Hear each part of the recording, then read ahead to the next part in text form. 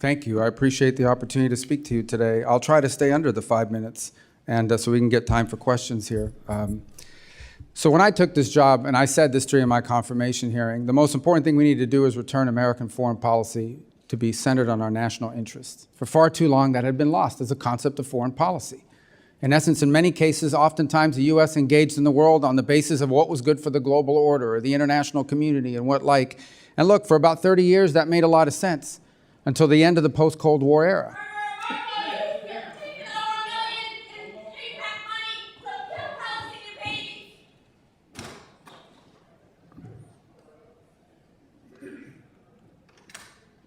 So that made a lot of sense for a long period of time during the Cold War. But then we entered the post-Cold War era, and the world order has rapidly changed. We entered a new era about 12 or 14 years ago, and we entered an era of near-peer competition, where for the first time since the end of the Cold War, the United States had a near-peer competitor and adversary in the state of China.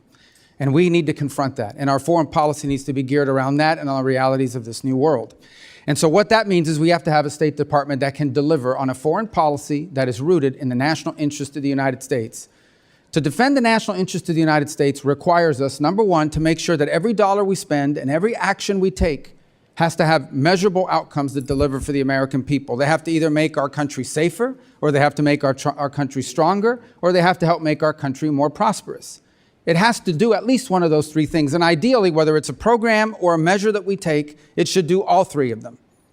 Now, what that means is that there are some great causes in the world. There really are. There are some great causes. There are some horrifying things that are happening on the planet. America cannot solve every single one of them.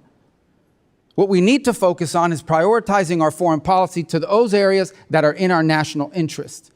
Now, we will still remain the largest contributor of foreign aid and humanitarian assistance on this planet by far. The United States, even under the budget that's before you today, and the changes we have made, will still contribute more in foreign aid than the next 10 countries combined, than the entire OECD. The next closest country is not China, it's Germany, and it's way behind us, even now. But that foreign aid has to be geared towards our national interest. We need to design a State Department that delivers on that. Yes, we canceled a bunch of contracts in USAID. Some were stupid and outrageous. Others didn't serve the national interest, and others we kept. And we are folding it under the Department of State. And you know why? Because we want it to be part of the toolbox of foreign policy, not a standalone. It is not charity. Foreign aid is not charity. It is designed to further the national interest of the United States. So we will do humanitarian assistance, we will do food assistance, we will do developmental assistance, and we will do security assistance. But we will do it driven by our embassies and our regional bureaus. Because what those issues mean look very different in Guatemala than they may in Chad, or in Kenya, or in some other part of the world in the Indo-Pacific. And so one of the things that we have tried to do in our reorganization is drive power and influence on policymaking and decision-making to the regional bureaus and ultimately to our embassies. Our embassies, our ambassadors, are the front line of American foreign policy. The most important thing I do every single day is not read memos, it's read cables. Every night I get 10, 15 select cables from stations around the world, different embassies. The best ideas in that building come from the ground up from our embassies. Now I want to tell you something else. Look, I did serve in the Senate for a long time, so this is a new job to me. When I got there, I'd get a memo. I still get these memos. I should have brought one today. In order for an idea to reach me, a decision to reach the Secretary of State, some of these things have to be checked off by 40 people, 40 boxes. And if any one of these people has a question, they can hold it up before the idea even ever gets to me. Now that sounds like a crazy thing to begin with. We can't afford it in the 21st century. We have to be able to move very quickly. And a case in point is what happened last week. Syria, under a new authority, granted people with some checkered background, is on the verge of collapse potentially. And if it collapses, it will devolve into civil war. And civil war will mean that it will become a playground for ISIS and other jihadists, not to mention Iranian influence coming back in. So there's no guarantee that by outreach and working with the transitional authority in Syria, things are going to work out. It may work out, it may not work out.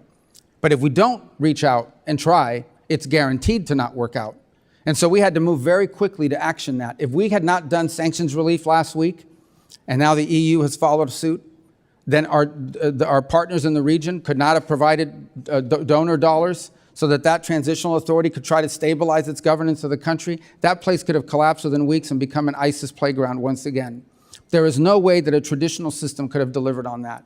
It would have gone to the interagency. It would have gone to 6 to 9 months of debate. Any individual could have held it up with an information hold, and we never would have acted. We can't afford it. The world moves too quickly. And so we need to drive policy from the ground up, from our embassies and our regional bureaus, and that's what we're doing. And that's what we're doing. On the last point I would make about foreign aid has to be part of our portfolio, part of what we do, and it has to be consistent with our agenda in any region of the world or any country. And oftentimes you will find, and maybe some of you have found when you travel, you go talk to an ambassador and they will tell you what USAID was pushing and what they are pushing in the country are not just different, they're in contradiction. And in many cases, USAID programs were undermining the mission of the embassy.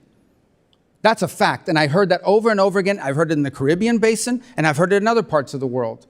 I am not the first Secretary of State that wanted USAID and foreign aid to be under the Department of State.